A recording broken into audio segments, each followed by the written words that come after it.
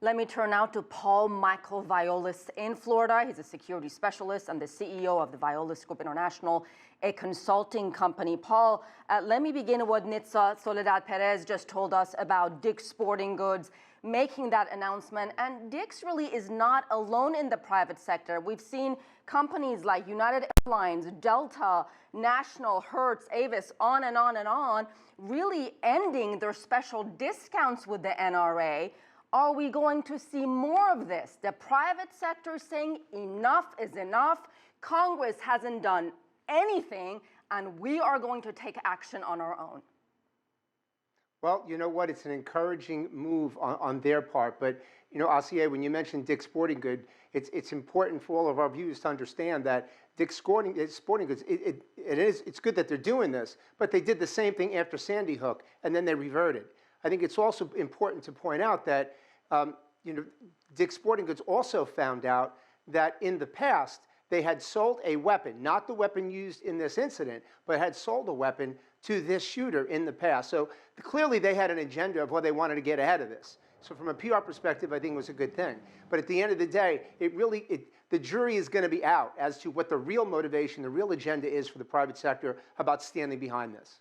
We saw a lot of stepped-up security at Marjory Stoneman Douglas High School. I cannot imagine what those students and teachers were going through today, 2 weeks after that massacre. But in terms of concrete reforms, still a lot of talking and not a whole lot of action. Amen to that. And Asieh, you're so much on point about that. You know, I keep hearing the rhetoric about gun control, and we keep talking about mental health issues, and we're going to make schools safer. But at the end of the day, it's really going to come down to one thing and one thing only. It's going to come down to the business case. Are state legislators, are they going to embrace their responsibility to ensure that we have the reality of security inside our schools, not the illusion of security? Paul, what do you make of Donald Trump's proposal to arm school teachers? You know, we have some teachers in our family, and when we talk to them, they find the proposal, frankly, rather outrageous. What is your take on that? I think outrageous is a nice word to use. I can't even tell you how appalled I was when I was listening to that. You know, and look, he's the president. I'm always going to support the president, but at the end of the day, I cannot agree with that.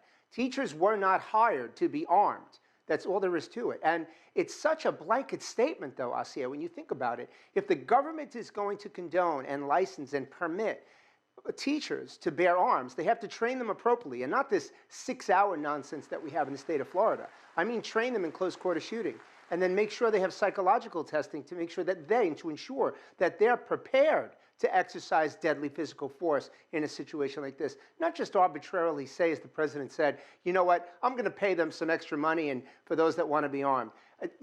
Ludicrous really comes to mind. And Paul, what do you make of this? It seems every time there's a horrific school shooting and we talk about gun reform, perhaps raising the minimum age to 21, some kind of ban on assault type of weapons, why is there always this backlash or fear that the Second Amendment rights in this country will be taken away? No one is talking about that.